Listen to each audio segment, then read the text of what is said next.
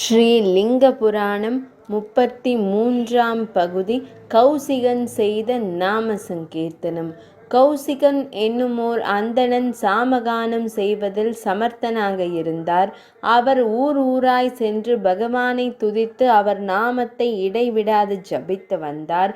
ஒரு சமயம் அவர் ஒரு விஷ்ணு திருத்தலத்தை அடைந்தார். அவர் கானத்தால் உள்ளம் பக்தியால் நிரம்பி வழிந்த பத்மன் என்பவன் கௌசிகனையும் அவனது குடும்பத்தினரையும் தனது இல்லத்திலேயே இருக்கச் செய்து அவனுக்கு சீடனாகி அனைவருக்கும் அன்னமிட்டு வந்தான்.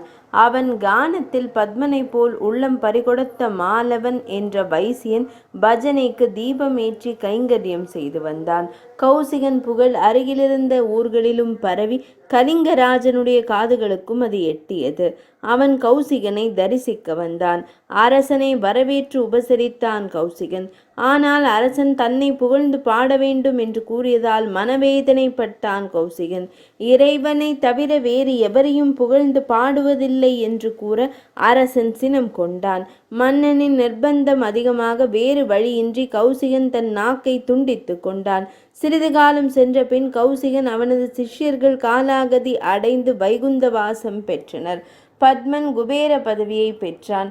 தீப கைங்கரியம் செய்த மாயவன் வைகுந்தத்தில் தீபமேற்றும் பணியை பெற்றான். இவ்வாறு கைங்கரியம் புரிபவர்களை மாதவன் தன் இருப்பிடம் அழைத்து கொண்டு திருவருள் புரிகிறார். 33ஆம் பகுதி நிறைவடைந்தது.